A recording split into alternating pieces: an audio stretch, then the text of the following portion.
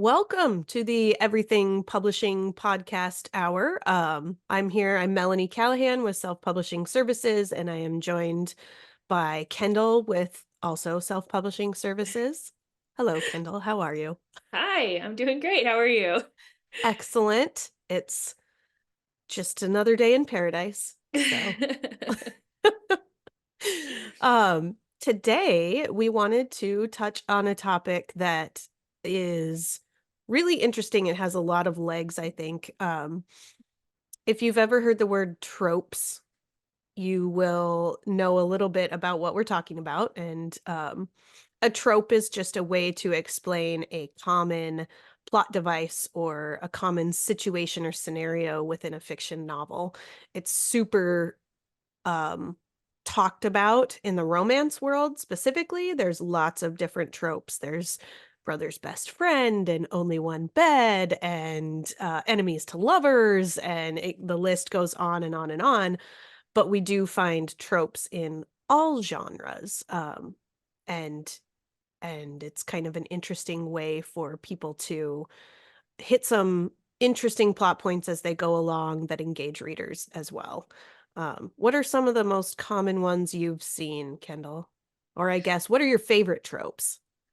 I'm definitely a fan of the enemies to lovers trope. And yeah, I think I don't know, that one is really just my favorite. I like stories where even though I know it's coming, that like, oh, these two people, they don't love each other and but they're going to. Something about that, it just hits right every time. Yes, I agree. I like that one too.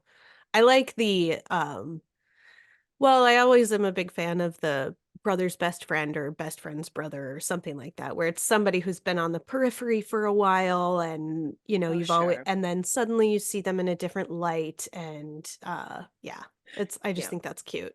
it is. Um, and that's within romance. I know I was looking up some of the other common tropes in some of the other genres, and I thought it was really interesting.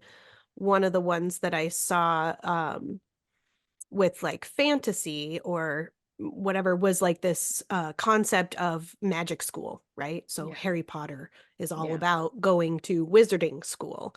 So that's a trope within that genre. You'll have lots of books that are based around kids at or people at a school for magic Sure. in some form or fashion. Um, Cozy mysteries is one where like how frequently the main character is generally a woman who is not by profession involved in like solving crime, but somehow she gets into it and some skill that she does have in life transfers over into solving the mystery, right? That's a pretty strong tenet of cozy mystery. I'm sure there are Yeah. more. Yeah. But it's one of those things where you know them when you see them. Yes. um but yeah, it's those I feel like a trope is the thing in uh is the thing in the story that kind of, if somebody says like enemies to lovers or magic school or whatever, it's the thing that's going to happen in the plot that you know is either always going to frustrate you or it's always something that you love to see. Right. Yeah, so I think that knowing the tropes, uh the common tropes in your genre, that kind of helps you understand if a new book or a new author, a new series is going to be something that's going to interest you as a reader or Right. might be It's something kind that of you're open to exploring. right. Like it's a shortcut to, oh, I really like this particular device and I will read all I can get my hands on for it. And you're right, there are going to be people who are like, I will absolutely avoid, you know, anything that has to do with having a robot among the rest of your star crew in Mm-hmm. whatever. I just don't want that drama. Um, because that was another one that came up with something about technology and the in sci-fi, like if you're out in the galactic empire and wasn't that in Alien or Aliens, that was one of the key plot points was that one of the characters was actually an AI That And is my biggest nerd failure is that I have not seen any of those movies. I feel like I've seen bits and pieces and was a little too horrified by the alien bursting through the person to be like, That is a yeah, lot. this is not for me. I appreciate that that is awesome for some people, not for me. Right. As a person who has grown humans, Right. Yeah, that's it's a lot to look at. it is. It is. Feels like it might hit a little close to home in terms of nightmares I may have had. Right. But that's interesting too. One of the things that I found as I was just trying to deep dive into tropes is that there is a lot of crossover. So if you go to your favorite book buying website, Amazon, Barnes and Noble, Apple Books, what have you, they organize their books. Even if you walk into a physical bookstore, the way they organize their bookshelves is by category. And what I'm finding in, especially online, because there's a lot more freedom to cross categorize things, is that a lot of these tropes kind of morph into their own categories. Yeah. There are entire categories dedicated to, in the romance world, oh gosh, military or whatever. And it's hard sometimes to find that dividing line between what is a category and what is a trope, and when does a trope become a category? Because you can really funnel down into some really narrow niches, and I think we're starting to see that represented by the categories that are available on some of the online bookstores, which is in some ways great, and in other ways might lead to, I think, what we see a little pushback on, which is over tropification. Sure. Yeah. I feel like the way that people buy books is changing Mhm. and has been changing for a long time. But publishing as an industry is just kind of a big ship that just sort of takes time for things to change and shift. And so it's sort of been listing a little bit to like accommodate what readers are looking for. But I think that that is one of the ways that the publishing industry and just how people are finding their books is changing is that instead of being like, I know I love romance or whatever your genre is, with the huge amount of content on the self-publishing side and the there's still a lot of content in traditional publishing, but that industry is changing as a whole, and the way that new authors can get into that industry is changing a lot. um I think it's easier for a reader to hop onto a book knowing like I like romance, but not any romance. I like only one bed. I like best friends or brother's best friend. Like those are the types of stories that I want to read. Um, and I feel like the way that a trope sort of becomes a category is not necessarily um it's not like a proper like a the industry term is like a BISAC code, but Yeah. it's not one of those things where like you're going to go into Barnes and Noble and you're going to go into the romance section and then you're going to go, oh, here's friends to I mean enemies to lovers, you know. It's more of like when someone hands you a book and you're like, am I going to like this? Is this going to make me angry? Is this going to, you know, they can go, no, this is a insert your trope here.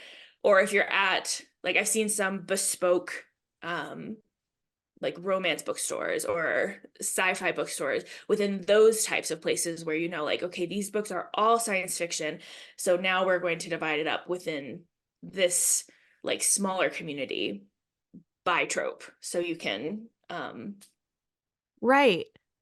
and I And you can fit into multiple tropes, right? Like you're going to fit right. into one general category and then maybe one subcategory, but you can, as you get further down the list, you can have multiple tropes interacting. It's almost like it's taking the place of, or not taking the place of, maybe coming alongside, or maybe taking the place of the recommendation factor, right? So if you Yeah. walk into a bookstore, we actually have this really fantastic employee at our local Barnes and Noble who I walked in and I was like, I'm looking to buy my daughter a book. She likes to read. Here are a few things that she has enjoyed. And she's like, okay. And she walks me over to the YA section and she's like, here's this one. She might like it because of this. Here's another one. She might like it because of this. Like, and so it's really helpful to have that person who's knowledgeable who can say, here's if you like this, then you may also like this. And some of that is based on, oh, you like that specific trope about whatever. Here's another book that has a really similar theme. Um, Even though it may not be identical or something like that. And so tropes, I guess, are kind of that shortcut. Yeah. And that's super helpful. I think it's great to be able to kind of see at a glance the structure of a book or to find elements. I think we might, however, be seeing a little bit, and I think it goes into the algorithm, the great big algorithm, um, an over reliance on using those tropes to sell books or using those tropes to hit a market. And I think I see a little bit of pushback from readers on the social media that I consume, which is Reddit. I feel like I say that every time. I do see a lot of people talking about specifically like, why are books nothing but tropes now? Why is it's like somebody has just frankenbooked a bunch of tropes together and shoved out something just so that they can hit those algorithms, so that they can hit those keywords on Amazon and jack their sales, right? Yeah. Which I think is maybe the danger of the tropes is that like if you are writing a book, it gets a little messy, right? Like it's Yeah. helpful but not. I don't know. What are your thoughts on that?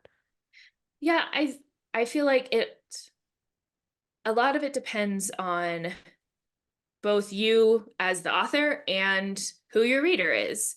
Um, I one of the things that is really hard for me as a reader is I have a very hard time articulating what types of books I like. I can say I liked this book, but that doesn't mean that I want you to like only give me this. Um, Yes. and I don't I've been working in publishing since 2012. And if you're like, what kind of books do you like? I'd be like, I don't know. I really like. And so knowing that there are tropes out there that I can say, like, okay, I enjoyed this book because of that enemies to lovers storyline. So I will investigate this book because I know that it has that, and that tends to be the type of storytelling that I enjoy. Or I will avoid it because they're using a trope that I don't like. Mhm. It kind of reminds me of like how fan fiction does with their tags, to let you know like what things you'll find in the story. So you can be like, I don't like this, I do like this, and sort of the plot devices that you are in for to see what things you like and don't like, especially with some of the spicier fan fictions, knowing like this is something I can't read. So it's helpful in that respect. But if you are building your book simply knowing like I hear people like enemies to lovers, so I'm going to write a story about that, there's nothing necessarily wrong with it, but it just, if your goal as a writer is to have this long career, if your goal for this particular book is for it to be an evergreen title, for it to backlist well, which is like a in baseball term to mean like it sells well for a long time, um, then making your books like the big thing for your book to rely on is that trope, it might not have those long legs. And that might be okay if you are the type of writer who you can pump those out quickly, and you just like writing fast.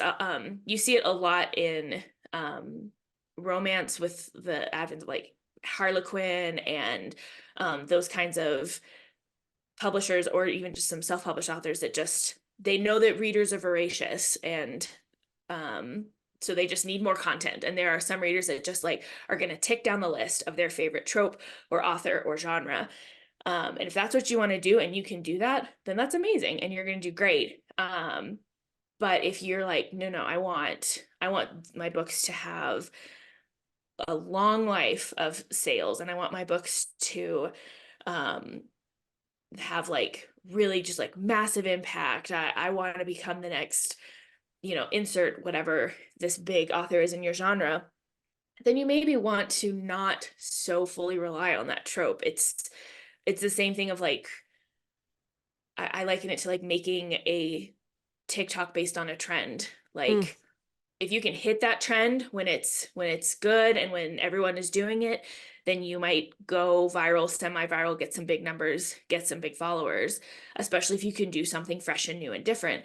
But if you're a little late, if you're too early, if there's nothing super unique about it, maybe you'll do okay, but it'll be a short life. It'll, depending on when you hit it, it might just be like one video that does well and then it's done. And it's kind of the same thing with publishing a book to a trope.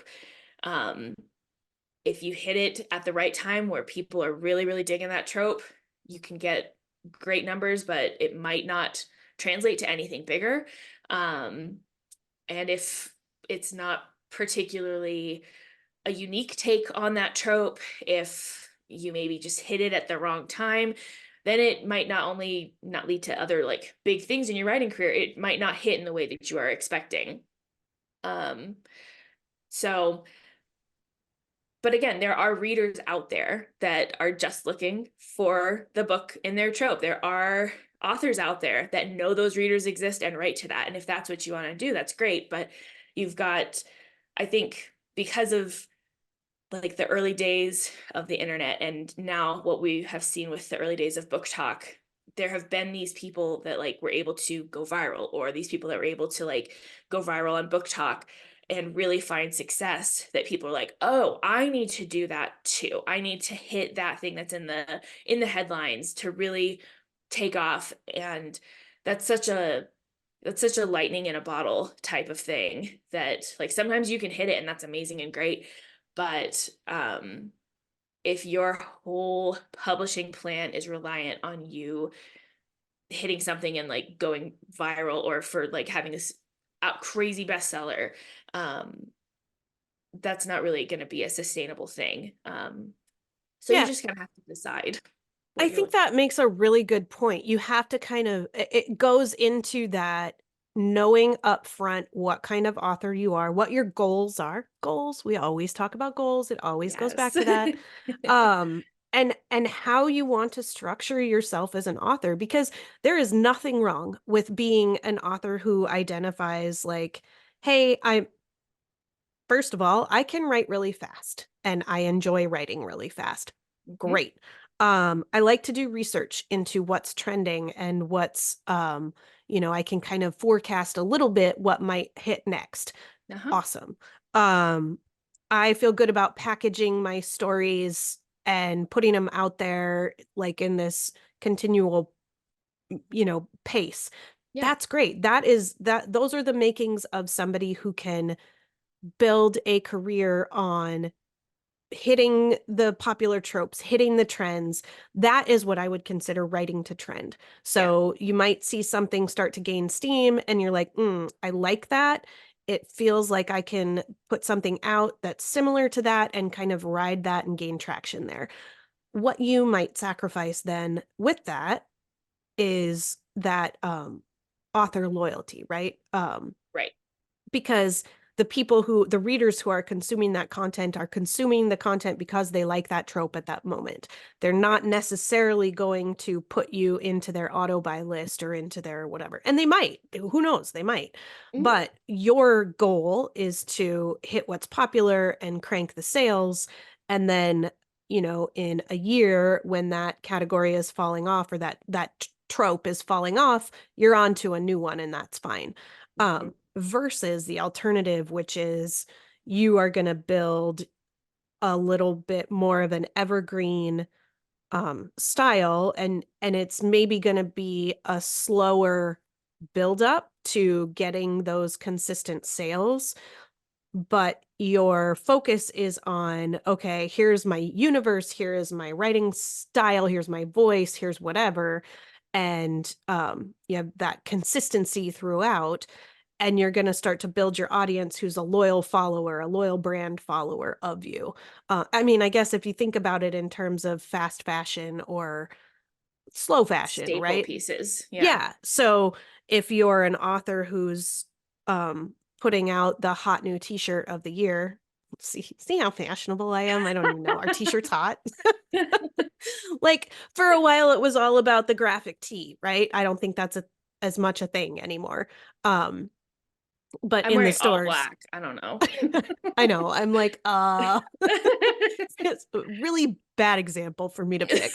Um, but like you walk into Target or you walk into wherever and there's racks of this particular style, Yeah. and you might grab that and you wear it for a year, and then by the next year you're done with it and you move on to something else, but you're always going to have room in your closet for the white button down.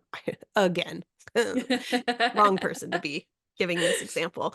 And so like as an author, you can choose either one of those routes. And does anybody remember who the company was that made that t-shirt that they wore for a year, versus do you remember that you have in your closet a handful of things that are by, oh, now I'm really going to screw up, Donna Karen? Is that even a designer? I don't know. Feels like it. Sure, sure, sure. Like Yep. for me it's Ann Taylor. For a long time I was like, oh, everything in Ann Taylor fits me, so I know I can walk in there and walk out with something that I'll wear for a Right. real long time.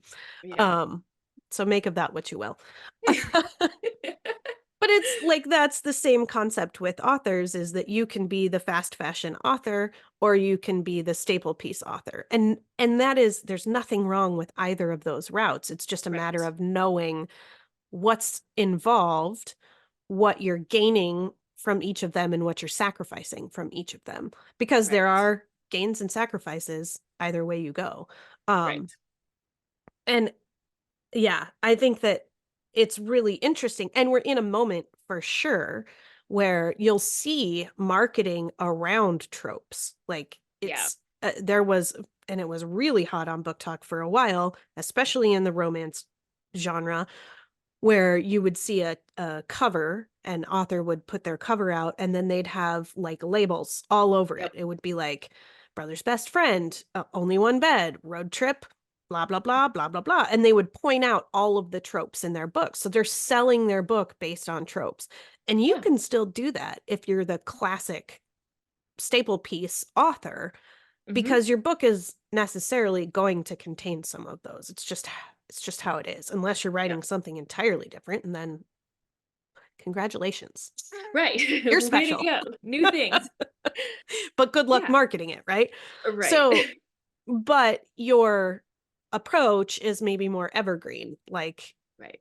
um, it's different if you're writing a billionaire romance where the whole point is that he's a billionaire and you're capitalizing on the popularity of that trend or that trope at the moment. Um, or you're writing a book where a character happens to be a billionaire, but the plot is not necessarily revolving around his billions. Um, Right. Also, I personally dislike the billionaire trope. Yeah, not my cup of tea. Feels real weird. Feels real Yeah. weird. Um, Well, it makes me think of the Hunger Games. yeah. That book came out at a time where the love triangle trope was really big, thanks to Twilight. Um, and the YA chosen one type book, dystopian YA thing was really big. Um, and so when those books came out, it hit those tropes. And I remember when people would be like, I'm Team Gale, I'm Team PETA, that like people that were really reading the book would get kind of frustrated with people saying that, because like Twilight is very much about Bella picking between Jacob or Edward. Like that is, the vampire stuff is very much like on the side of it. It is a romance novel series at heart. It is paranormal romance, I guess. That's a whole group.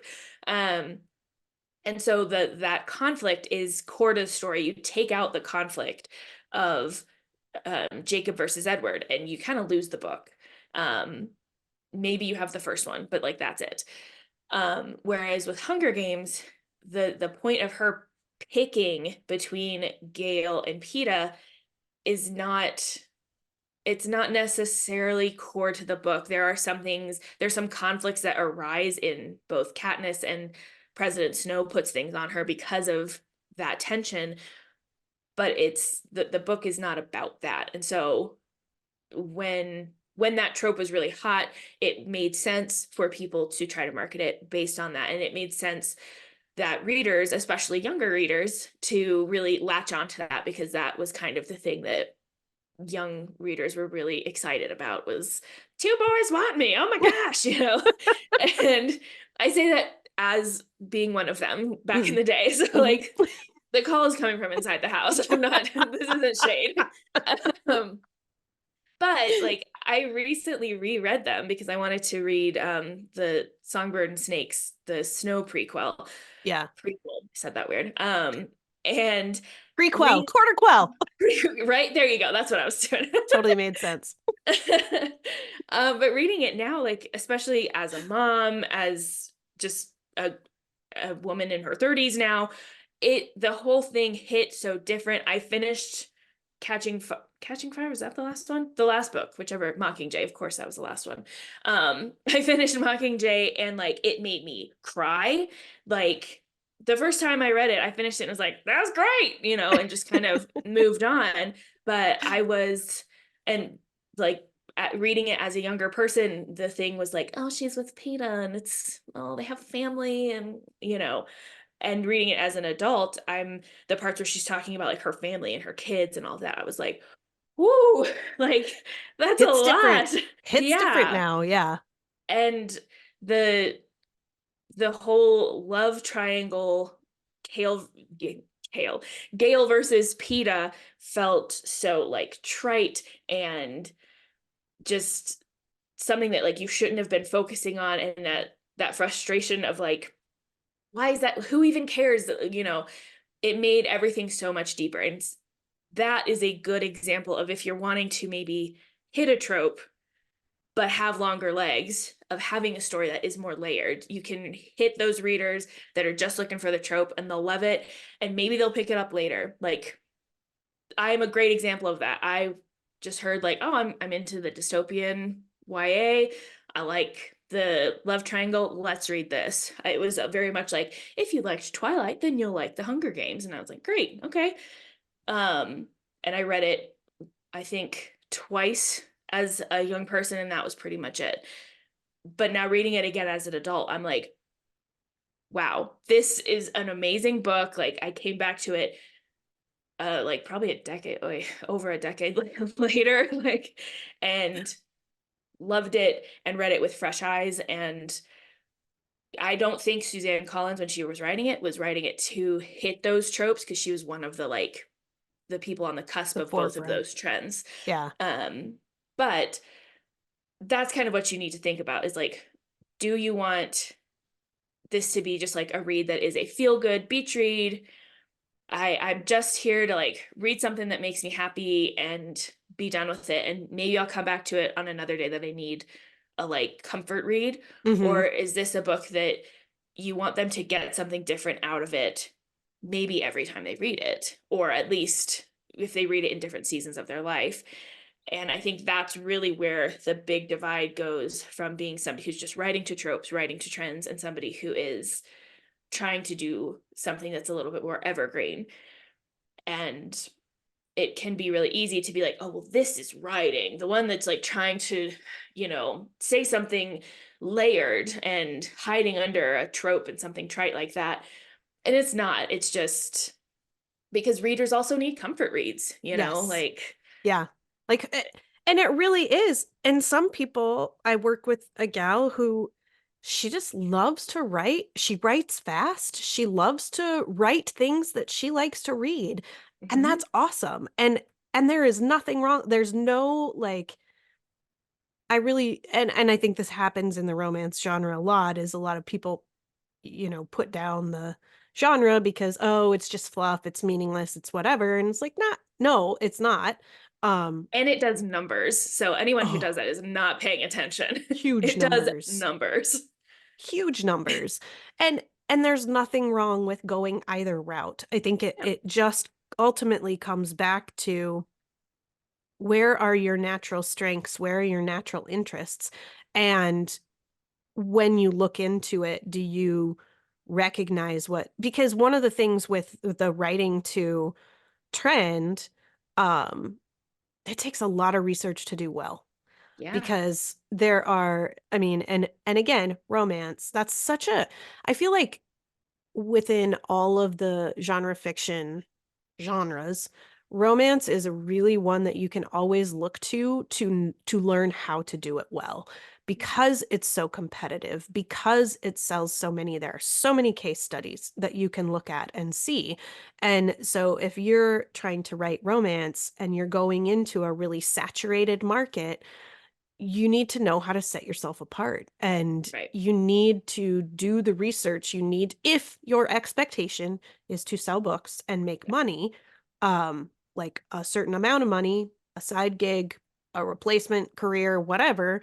You absolutely have to do your research and you have to know what's coming and what's going and Mhm. how you stack up and how you can make yourself stack up better. um, and it's really important to do that. You can get away with a little bit less intensive research if you're going toward building your own kind of universe and your own voice and your own whatever. It won't be as labor intensive on that research side of things. Mhm. It's, and I do also think, like, as we see with Amazon, things change regularly there. Yeah. They are adding and deleting categories all the time, which we'll Yeah. talk about at some other point, but for sure, like as the thing as reader interests change, they're always looking to give buyers the right lineup of things so that they can generate more purchases. And so things are always changing on Amazon. Oh no, I've totally forgotten where I was going with that statement.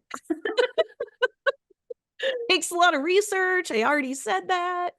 Oh, Yeah. so then what's interesting is like as the tropes come and go, then they change, they might become something a little more permanent.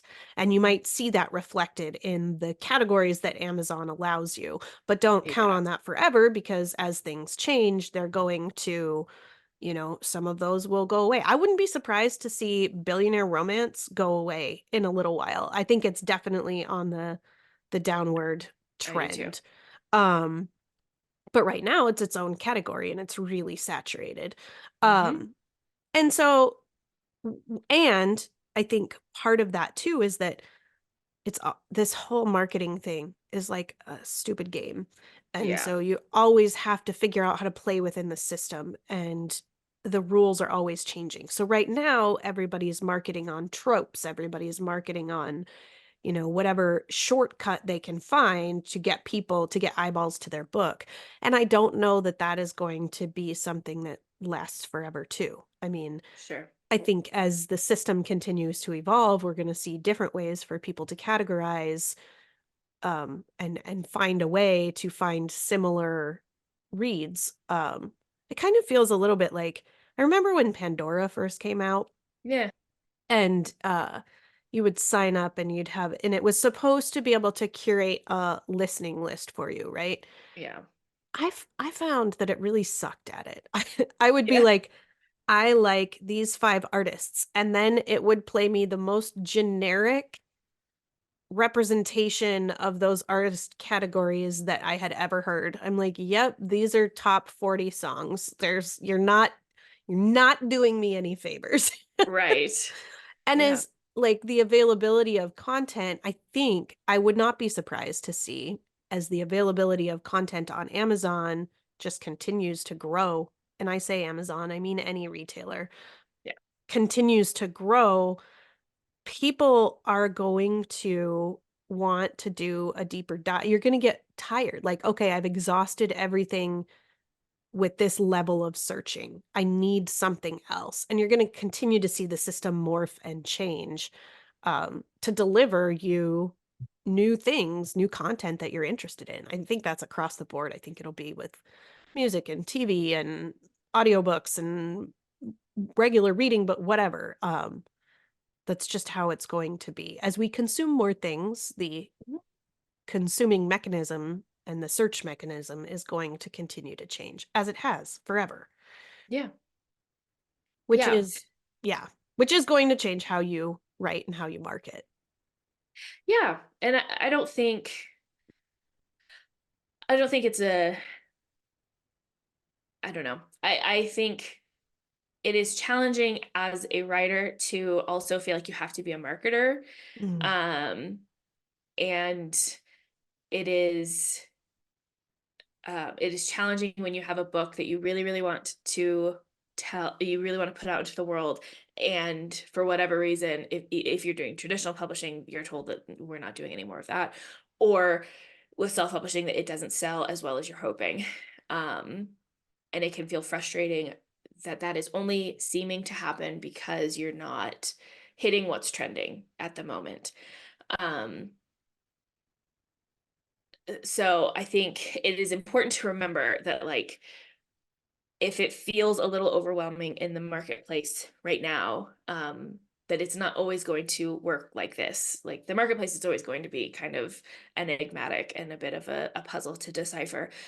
But um, it doesn't necessarily mean that because you are feeling a little bit unmoored and unsure of how to navigate this trope heavy, trend heavy space, that means there's not a place for you in the market, because it is going to change. And I think any writer, regardless of the type of writer you want to be, you should study what's happening in your genre at least. Because I feel like we're going to maybe see things peter off with that trendy space in certain genres and in certain reader groups. But some genres, some audiences are still going to like finding their books in that way. And as long as there is an author in that space, they can still find purchase. Um, I think of I used to work in publishing, and one of the big heavy hitters was the Amish romance, or the Yes. plain romance. Um, and for a while, as long as you put a woman on the cover with a bonnet and an apron, you were going to sell. Just doesn't even matter. That's what people were looking for. Um, and I kind of watched that decline, and we got to this space where it wasn't that, like, people were no longer consuming their Amish romance, but it was that it had sort of the big trend had gone away. So the assurance of, I'm going to write a plain book, plain romance, Amish. It's, you say plain not because it is pejorative. It just means you're like Amish or Mennonite, and you don't have electricity. Sometimes you do. Anyway, you don't have electricity except for when you do. Dark romance, but that's an entirely different. Right. I mean, literally dark. um, but it that genre is still around. You'll still be able to go to a bookstore and find new Amish romance, I'm sure. um, it's just that the marketplace changed, and what that reader was looking for changed. They were still reading as voraciously their plain romances, but it was less of a, I will read anything with a bonnet on it. Which is great. It was more like, I want to only read Beverly Lewis. I feel like, especially for that particular marketplace, you had readers that were more conservative, that wanted, part of the reason I think that there was so much pull to that genre is that they knew things were going to be pretty chaste. It was going to be pretty PG. Um, it would be inspirational or faith heavy, which is what a lot of those readers were looking for. Um, and so it was just like a safe way to get a feel good, cozy romance read without feeling like you're going to be exposed to things you don't like. Um, And I think that that influx kind of took away the safety net that those readers were looking for. It didn't mean that they stopped loving the genre and stopped consuming it. It just meant that readers were looking for more curation. And They became pickier about what it, they would accept in their plain romance. yeah, they And became they yeah. discerning buyer, and they didn't want to just read anything. Um, we saw it with the influencer market. All these big influencers got like six-figure deals to publish these books that were, for all intents and purposes, this is not fair. Not all of them were like this, but a lot of them were very thoughtless, of just like, I am a streamer. This is a book on how to stream, not necessarily like a book about that person, not necessarily a book that brought any new value. It was just simply like, this is what I do, and here's how you can also do this.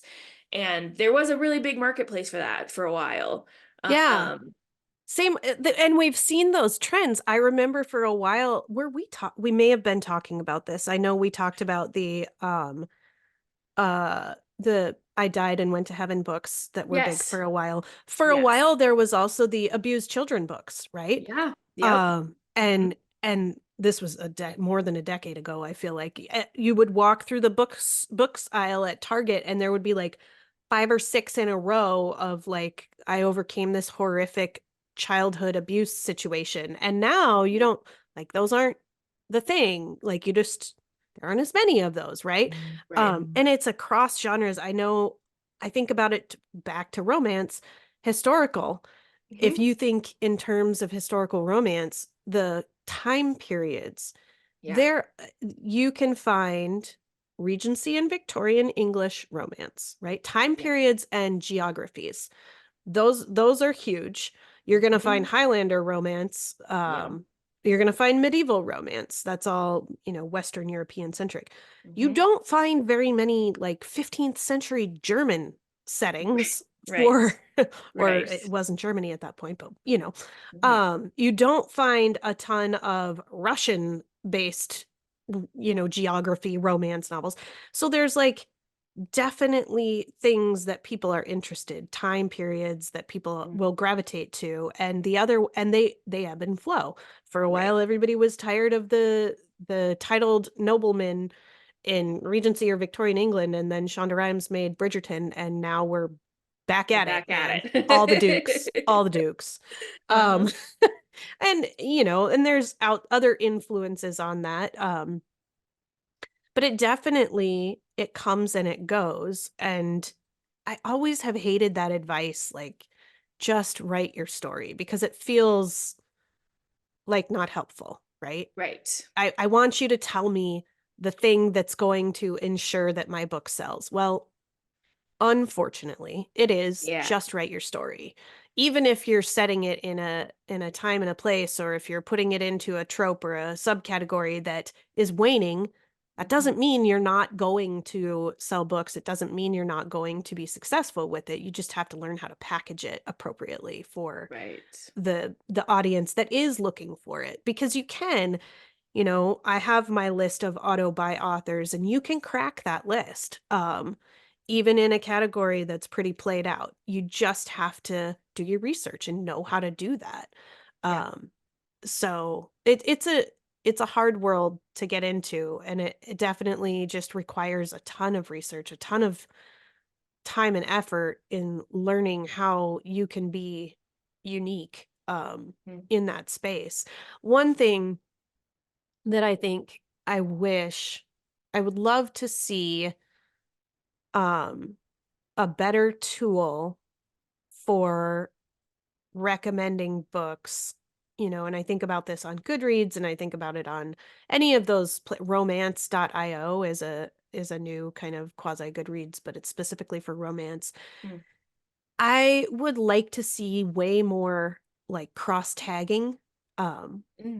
because I feel like we can get beyond just talking about tropes, You Yeah. can talk about, here's what I liked about this particular book, and it may be um I liked the author's word choice. It's very elegant writing. Or I liked that this sub plot was unresolved, and I liked that, like it could be really nuanced. Mm-hmm. And if you have the ability to cross tag a bunch of stuff like that, like be thoughtful about what I did like and what I didn't like, then I think we can get more into the meat of, well, here's something you might like because it also has that elegant writing or that Mm-hmm. snappy, who's the guy who had the Ernest Hemingway type writing. Mm-hmm. um I don't know. That's my future dreams, is I would love to see the sophistication of the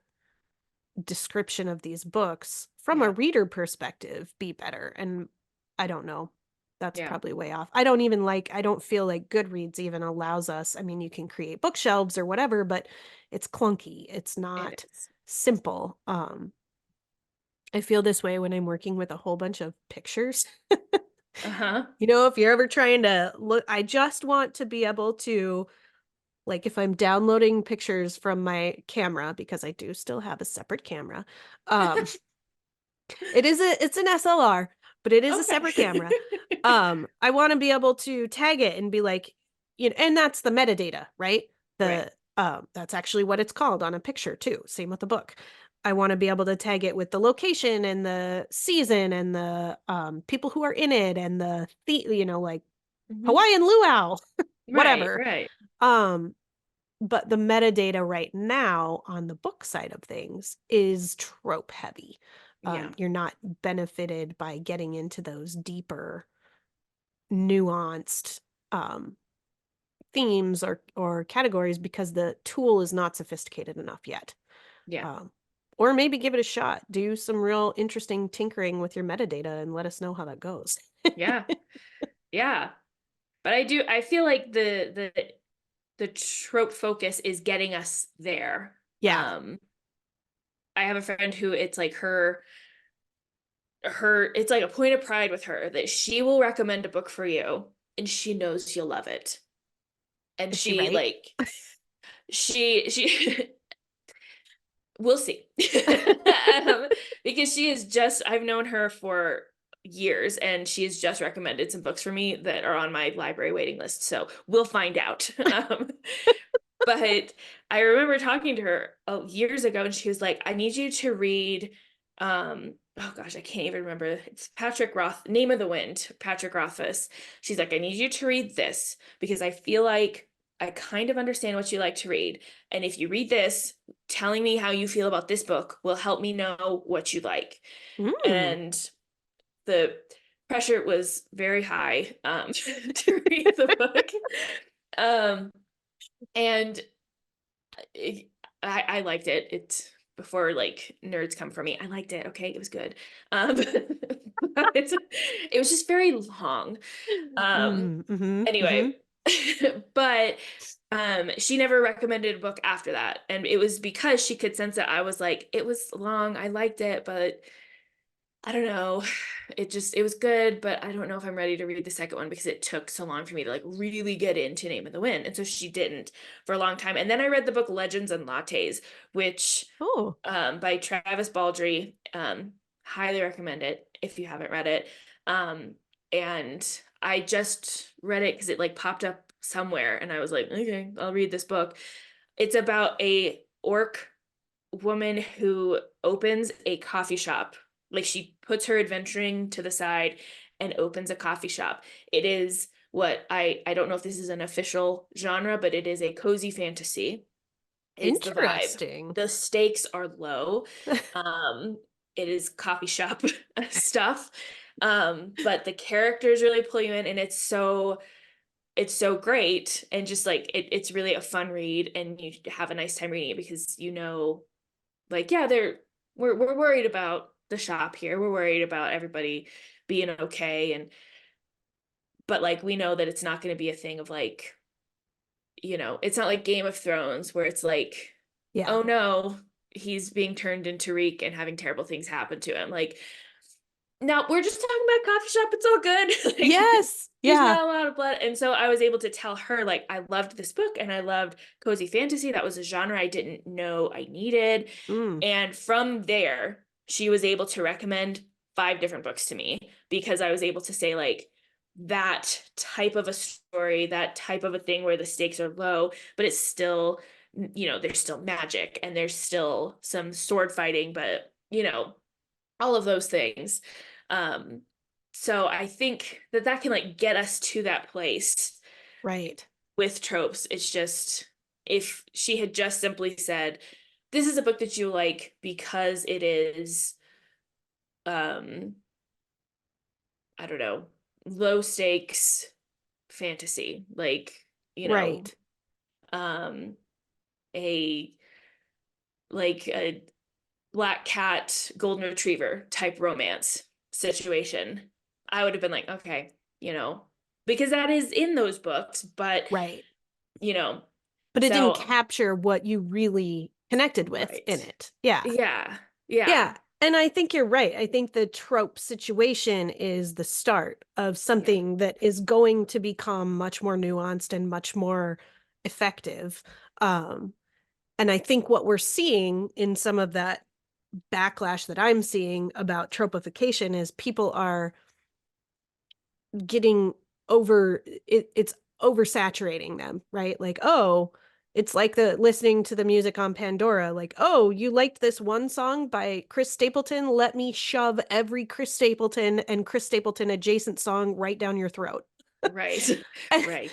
and that's kind of how the tropification is going too. Like a writer might say, oh, this particular trope is going right now and it's a big thing. Well, that's what I'm going to write. I'm going to pound out 100 of these, and that's great, but we're going to reach a point of saturation where then you got to move on. As the Yeah. writer, you have to recognize when, oh, okay, we're done with that now. Let's move on to the next thing. As the reader, you're just going to hit that point where, like with your Amish romance, you're going to be like, yeah, Oh if I'm going gosh. to read Amish romance, it is going to be the best Amish romance. And here are Right. the 3 or 4 or 5 authors that I think are the best authors. They're in my top 5 list. Right. Um, yeah. And I am curious to see where we go from here, from this really trope heavy stuff. Man, it makes me want to start, and I'm sure somebody is already working on this, and I'm sure AI is playing a part in it, but it makes me want to start something like, if I knew how to develop these sorts of things, where it could be like, go look at the last 10 books that you read. Tell me in detail what you liked and didn't like about them. Now give me your 10 favorite books of all time, the 10 books you will go back to and read over and over again, and what you loved about them. Now give me the 10 books that you hated and why you hated them, and be able to start building those links and do it in a way that's effective. And not only that, but you mentioned this seasonality, right? Like Yeah. at one point, this was my go-to book, and here's why, and here's what was happening around me at the time. And I just reread that book and it doesn't do it for me anymore. Or I remember loving this about it, but now I read it and, oh, well, that's still cool. But this is the other thing that I love about it. So Right. um, Right. I want to see technology that has more capability of making those connections. But I also don't want to see it take over the human element, because it's super cool to walk into a bookstore and have a uh somebody who works there be like, "Ooh, well, let me tell you about." Right. I think that's where Goodreads, there's a lot that I don't like about Goodreads, even though I use it. Hmm. Um, but what I do love is going to a book, and this has happened multiple times where I'm kind of just shy of halfway through and I'm like, I'm having a hard time. And I'll go to Goodreads and I'll see friends who have liked it and not. And based on their reviews, it lets me know if I should feel confident DNFing the book or if I should like push through. Right, Um, because that human element is, I mean, it's the same sort of anything of like automation. There's the human piece that you just can't automate away. right. Yeah. So yeah. Oh man. It's such a, I mean, reading, writing, all of it is is going to continue to change and grow. Yeah. Um, and I think we've kind of wound around through a lot of variations of what are tropes and Yeah. why are they a thing and do they feel like such a thing and where are they going and how do categories fit in? And I think as a writer, what it amounts to is you can choose Yeah. to follow the trend. And to me, I differentiate that by saying you're um, writing to your audience or you're writing to a trend. Yeah. Um, and writing to an audience just means you're meeting those reader expectations with some pretty broad foundational things. Writing to a Mhm. trend is, oh, I'm jumping on this and I'm going to center my book around it. Mhm. And you can decide as an author to do one of those things over the other.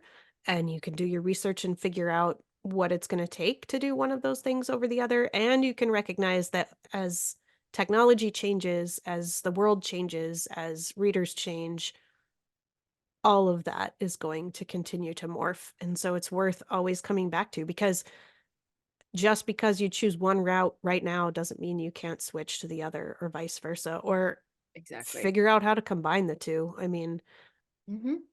it's possible. So, Yeah. Yeah. yeah. I think taking that pressure off of making this book the perfect moment. This is your perfect book. This is hitting all of the trending topics. This is hitting all the things that you care about. Um, we wrote a blog about, like, do you really have to kill your darlings? Because that's what everyone always says about books. And one of the things that we talked about in that post that I think is really relevant here is this idea that, like, everything doesn't have to be in this book.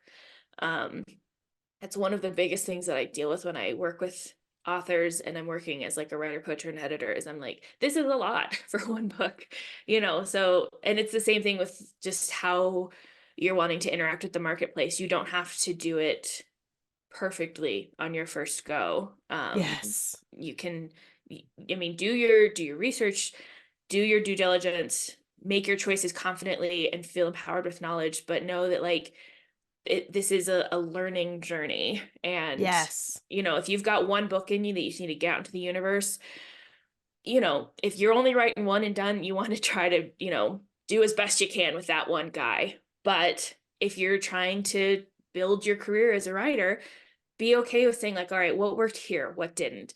Hmm. What did I like? What didn't I like? What reader feedback did I get? If you query agents and publishers, what did they tell me?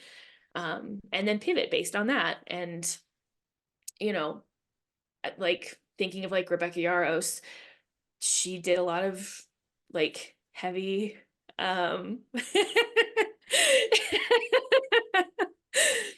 No, thank you. I'll be with you in a few minutes, okay? Working from home. It's Yeah, spring break. hooray.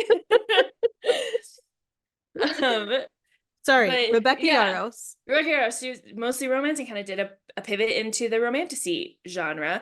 And there are tons of people that are going back and looking at her old stuff if they came to her through Fourth Wing. And even though it's completely different, but they've realized, like, oh, I like her and I like the way that she Hmm. writes and I like the way that she thinks. Gillian Flynn was another one. People came to her with Gone Girl and she had this huge backlist and people went back to her Yep. for those other books. So even if you publish a book that you love and you're passionate about and it doesn't hit quite right, so you pivot and do something different, it doesn't mean that that book is gone. It doesn't mean that no one's going to come to it again. It just means it might be a more circuitous route to getting readers there. Right. So Yeah. So your voice, like, always be developing your voice. That's mhm. really what it amounts to. No matter Yeah, which route you go, yeah, develop your voice as a writer, and that will shine through no matter how you're packaging it up.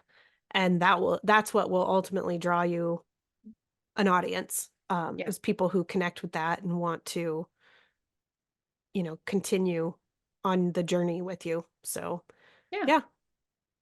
And in the end, no one knows. Exactly. There is Exactly. no silver bullet. There is no. The amount of times I was in pub board working at publishing, they're like, this is going to be a bestseller, front list, title, put all of our resources, and it did okay. You Yeah, know, right? that if publishers, like people that are like a big five publisher, can't nail it every time, There's no that means way there's that no way to do it. Yep. Yep. So just do you, boo, I Yeah. guess is another way to say it. There you go. Well, I think that is what we have for today. And we'll be back. We'll talk about some more stuff. As always, if you have thoughts on what we've talked about, if you disagree with us, please let us know. I like Yeah.